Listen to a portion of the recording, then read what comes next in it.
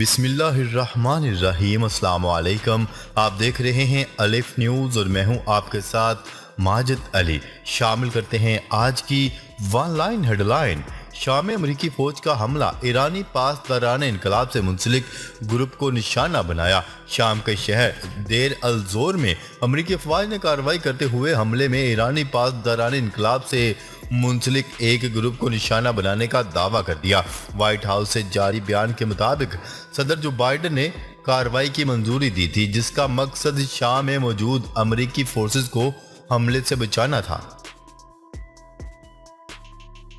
سعودی عرب سے $8 ارب کی سرمایہ کاری پر پیش رفت نہ ہونے کا انکشاف۔ پاکستان میں سعودی عرب سے $8 ارب کی سرمایہ کاری پر کوئی پیش رفت نہ ہونے کا انکشاف ہوا ہے۔ پبلک اکاؤنٹس کمیٹی میں انکشاف ہوا ہے کہ آئل ریفائنری پالیسی نہ ہونے سے سرمایہ کاری نہیں ہو سکی۔ سعودی شہزادہ محمد بن سلمان نے پاکستان میں آئل ریفائنری میں سرمایہ کاری کرنے کا اعلان کیا تھا۔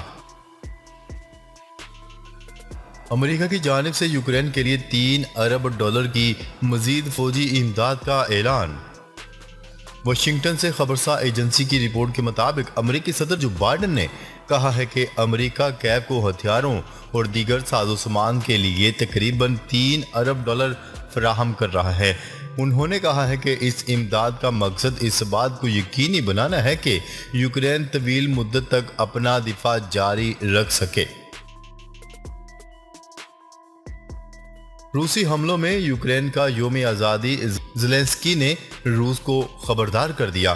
روس کے پے در پے حملوں کی زد میں موجود یوکرین نے کل اپنا 31واں یوم آزادی منایا۔ سوویت یونین سے علیحدگی کے بعد یوکرینی شہریوں نے اپنا 31واں یوم آزادی منایا ہے اور اسی روز یوکرین پر روسی حملوں کو بھی 6 ماہ مکمل ہو چکے ہیں۔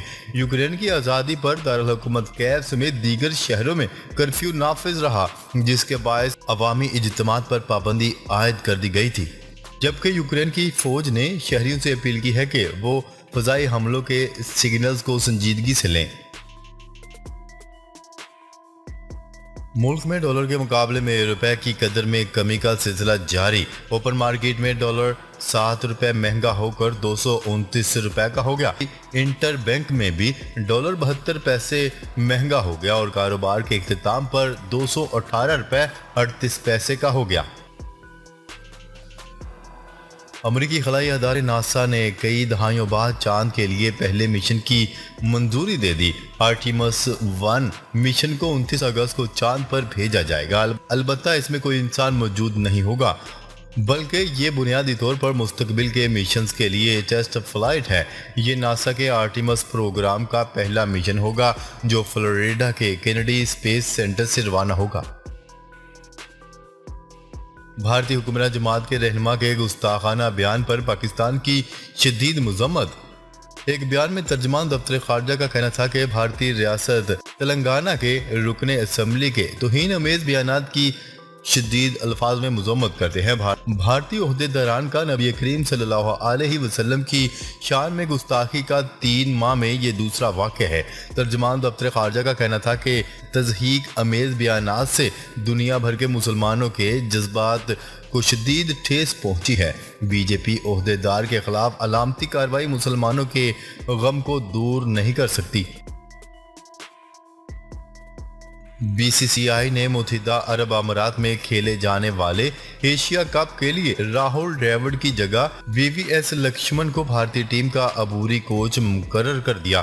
بھارتی بورڈ کے مطابق بھارتی کرکٹ ٹیم کے head coach Rahul Dravid corona کا شکار ہیں اور وہ صحت یاب ہونے کے بعد ٹیم کو دوبارہ جوائن کریں گے۔ بورڈ کا کہنا ہے کہ راہل ڈراوڈ کی غیر موجودگی میں متحدہ عرب امارات میں ہونے والے ایشیا کپ میں وی وی ایس لکشمن بھارتی کرکٹ ٹیم کے عبوری ہیڈ کوچ ہوں گے۔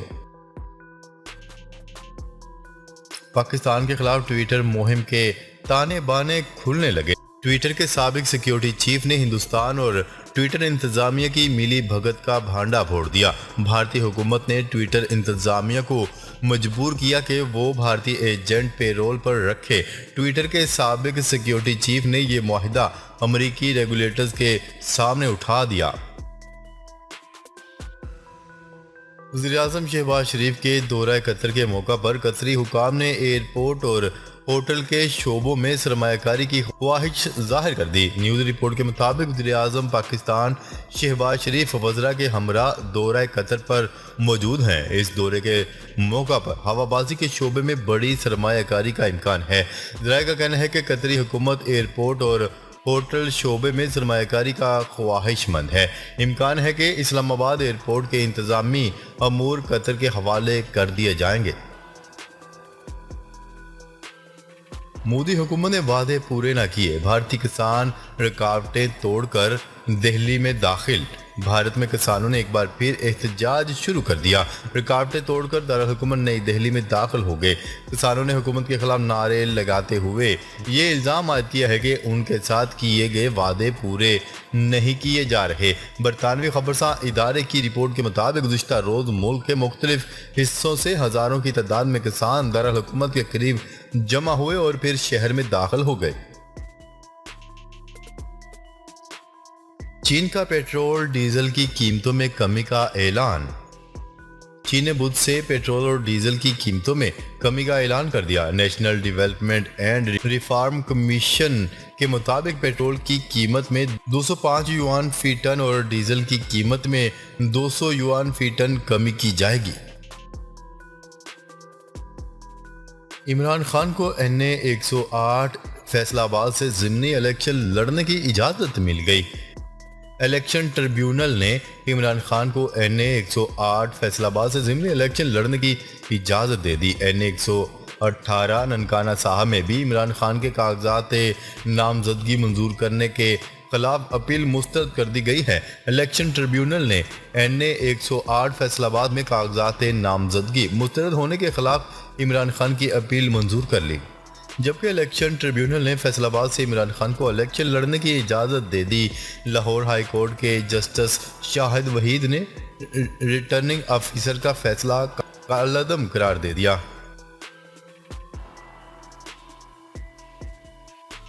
عمران خان کی لائیو کوریج پر پابندی چیلنج۔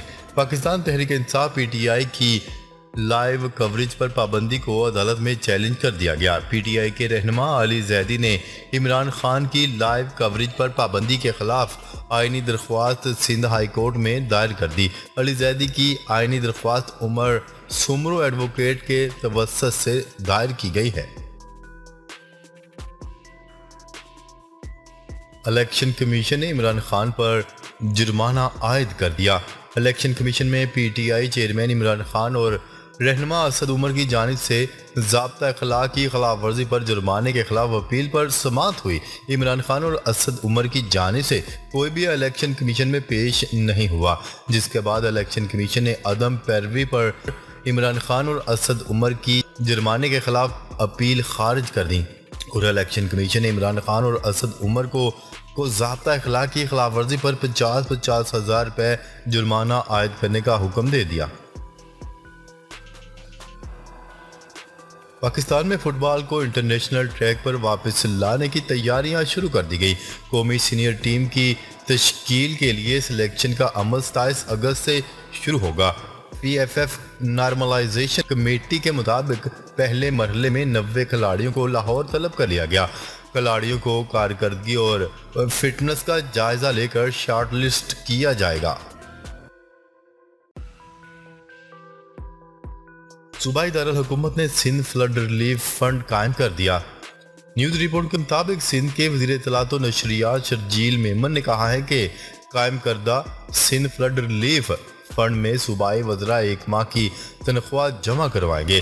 صوبائی وزیر شرجیل میمن کے مطابق پاکستان پیپلز پارٹی کے تمام اراکین صوبائی اسمبلی مشیران اور معاون خصوصی بھی ایک ماہ کی تنخواہیں سندھ فلڈ ریلیف میں جمع کروائیں گے۔ سمندر پار پاکستانیوں کے ووٹ کا حق ختم کرنا درست نہیں، سپریم کورٹ۔ سپریم کورٹ میں تارکین وطن کو ووٹ کا حق دینے سے متعلق درخواست پر سماعت ہوئی۔ درخواست گزار شیخ رشید احمد عدالت میں پیش ہوئے، جبکہ وکیل نے دلائل دیتے ہوئے کہا ہے کہ بظاہر الیکشن کمیشن کے خدشات پر ووٹ کا حق ختم کیا گیا۔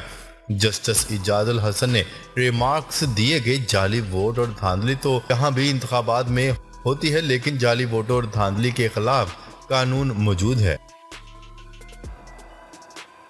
پاکستان قطر کے ساتھ اپنے درینہ اور دوستانہ تعلقات کو اہمیت دیتے ہیں وزیر اعظم شہباز شریف۔ وزیر اعظم میاں محمد شہباز شریف نے دوحہ میں امیر قطر شیخ تمیم بن حمد الثانی سے ملاقات کی۔ Army chief general Qamar Javed Bajwa بھی ملاقات میں موجود تھے۔ ملاقات میں دو طرفہ اور باہمی دلچسپی کے امور پر بات چیت کی گئی۔ وزیر اعظم شہباز شریف اور امیر قطر شیخ تمیم بن حمد الثانی نے دونوں ممالک کے درمیان مختلف شعبوں میں تعاون کو فروغ دینے پر اتفاق کیا۔ شہباز گل کو اڈیالہ جیل منتقل کر دیا گیا۔ نیوز رپورٹ کے مطابق سابق وزیر اعظم عمران خان کے سابق معاون خصوصی شہباز گل کو جیل منتقلی کے وقت طبی معائنہ بھی کیا گیا۔ قبل ازیں سیشن کورٹ اسلام آباد نے شہباز گل کے 7 روزہ جسمانی ریمانڈ کی استدعا مسترد کر دی تھی اور انہیں جوڈیشل ریمانڈ پر جیل بھیجنے کا حکم دیا تھا۔ ناظرین، اب تک کے لیے اتنا ہی۔ مزید خبریں لے کر بہت جلد آپ کی خدمت میں حاضر ہوں گے۔ تب تک کے لیے اپنا خیال رکھیے گا۔ اللہ نگہبان۔